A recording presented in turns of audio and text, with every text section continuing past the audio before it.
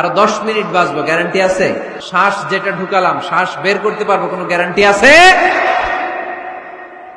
তাহলে প্রত্যেক বেলা যখন নামাজে দাঁড়াই এই চিন্তাটা করি না কেন আমরা, যে এটাই হতে পারে শেষ নামাজ? অনেকে নামাজে পড়ে ডান দিকে বা দিকে তাকায়, নামাজে পড়ে বিপিএল এর খেলার টেনশনও করে, এরকম আছে না নাই? আল্লাহর হাবিব সাল্লাল্লাহু আলাইহি ওয়াসাল্লাম বললেন সবচেয়ে বড় চোর যে নামাজে চুরি করে। আমরা যেন নামাজ চোরের খাতায় নিজেদের নাম না তুলি।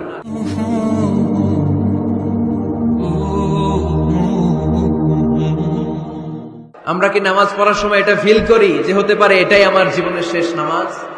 আল্লাহর হাবিব সাল্লাল্লাহু আলাইহি ওয়াসাল্লাম বলেছেন সল্লু সলাতান মুআদ্দে, বিদায়ী নামাজ পড়ো। এমন ভাবে নামাজে দাঁড়াবেন মনে করবেন এটাই হতে পারে আমার জীবনের শেষ নামাজ, ঠিক কি না? Perform the Salah as if this is your last and final prayer. এমন ভাবে মুসল্লায় দাঁড়ান মনে করেন এটাই হতে পারে জীবনের শেষ নামাজ, this is my last chance. এখন আমার ঘড়িতে বাজে 10টা বেজে 15 মিনিট। যদি বলা হয় রাত 12টায় আপনার ইন্তেকাল হবে, আজ রাত 12টায় আপনার ইন্তেকাল, এখন 2 রাকাত নামাজের সুযোগ পাবেন, পড়ে নেন, আপনার হুঁশ থাকবে? কথা কন না কেন? হুঁশ থাকবে আপনার? পাগলের মতো দৌড়িয়ে আপনি ঠান্ডা পানি দিয়ে অজু করবেন, ধীরস্থির ভাবে অজু করে জামা পরবেন, আতর মাখবেন, টুপি লাগাবেন, আর চোখ দিয়ে দাঁড় দাঁড় করে পানি ঝরবে, ঠিক কিনা? কারণ আপনি নিশ্চিত, আপনি জানেন আজ রাত 12টায় আপনার মরণ। ওই দিন নামাজে দাঁড়িয়ে কি আপনি প্রতিদিনকার মতো তাড়াহুড়ো করে নামাজ পড়বেন? কিভাবে পড়বেন? ধীরস্থির ভাবে, রিল্যাক্সের সাথে, উইথ রিল্যাক্সের সাথে পড়বেন। লম্বা কিয়াম, লম্বা রুকু, লম্বা সুজুদ। সেদিনের সিজদায় আপনার চোখের পানিতে জায়নামাজটা ভিজে যাবে, ঠিক কিনা? সেদিনের রুকু হবে আপনার জীবনের সবচাইতে সেরা রুকু, সেদিনের সিজদা হবে আপনার জীবনের সবচাইতে শ্রেষ্ঠতম সিজদা, কারণ আপনি জানেন এটাই আমার লাস্ট চান্স, ঠিক কিনা? তো এই যে আজকের মাহফিল শেষে আমরা বাসায় যে পৌঁছতে পারবো, কোনো গ্যারান্টি কারো কাছে আছে?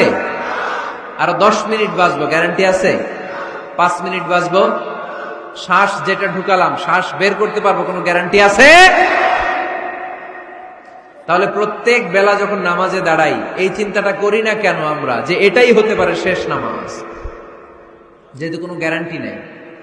প্রতিটা ওয়াক্তের নামাজের সময় আমাদেরকে ভাবা উচিত, it could be my last and final prayer in my life, এটা হতে পারে আমার জীবনের শেষ নামাজ। এজন্য এখন থেকে গাইবান্দার ভাইয়েরা, আমরা যখন নামাজে দাঁড়াবো তাড়াহুড়ো করবো নাকি? লম্বা চূড়া রুকু করবেন, লম্বা সেজদা করবেন, রুকুতে পিঠটা সোজা রাখবেন।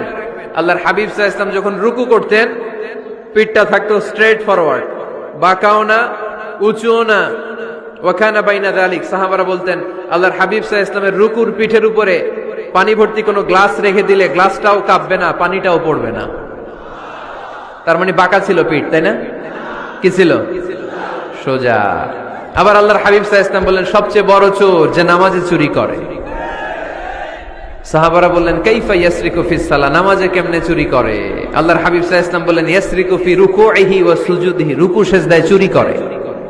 এরকম নামাজ চোর আছে না নাই? রুকু থেকে সোজা হয়ে দাঁড়িয়ে কয়েক সেকেন্ড আপনি রিল্যাক্স করবেন।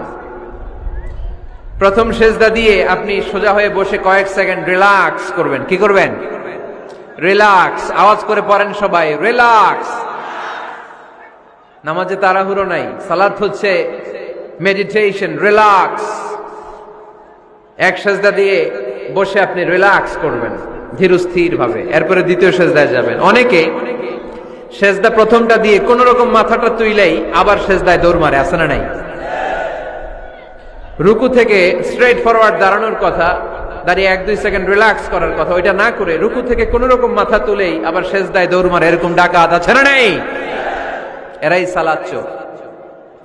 আমরা যেন নামাজ চোরের খাতায় নিজেদের নাম না তুলি।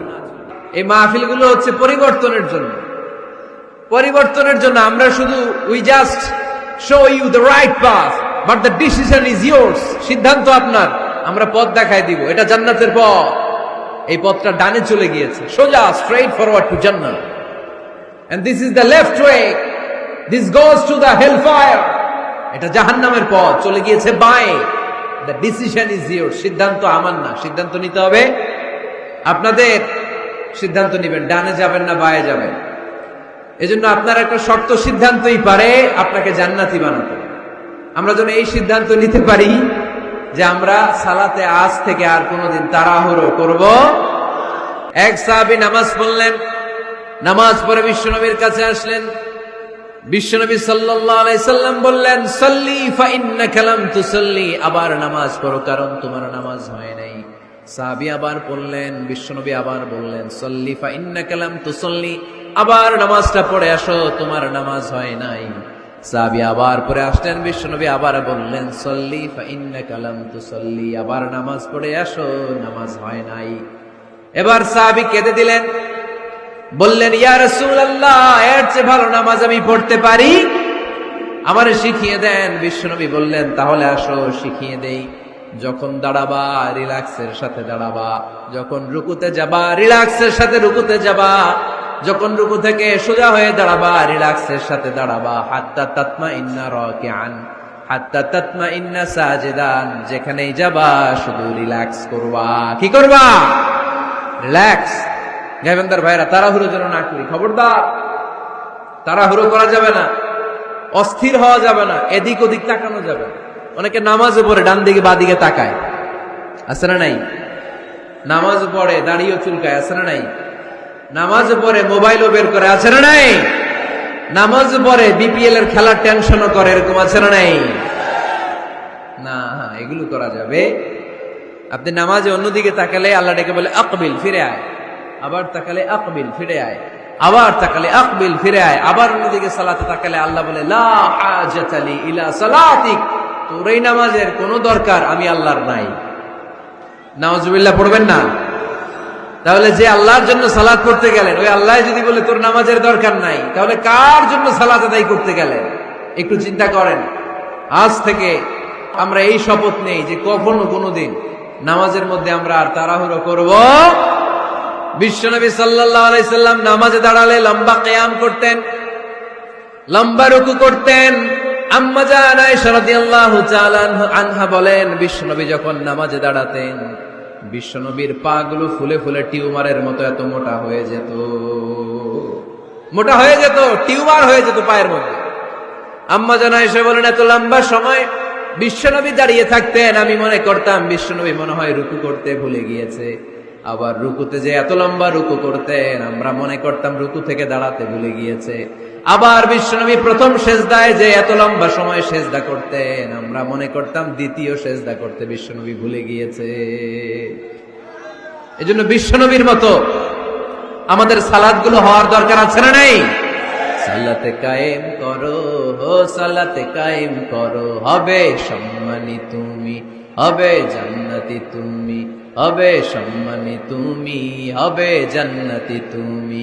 দিবে কাল হাসরে শীতল ছায়া আরশে আজিম, রব্বিয়াল আলা, রব্বিয়াল আযীম, রব্বিয়াল আলা, রব্বিয়াল আযীম। সুবহানাল্লাহ পড়ে। লম্বা লম্বা সিজদা দিতেন বিশ্বনবী মুহাম্মদ সাল্লাল্লাহু, লম্বা লম্বা সিজদা দিতেন বিশ্বনবীর স্ত্রীরা, লম্বা লম্বা সিজদা দিতেন বিশ্বনবীর সাহাবারা। বিশ্বনবীর সাহাবাদের বর্ণনা যখন রব্বুল আলামিন কোরআনে দিতে চেয়েছেন, আল্লাহ বলেছেন, তারাহুম রুকআন সুজদা।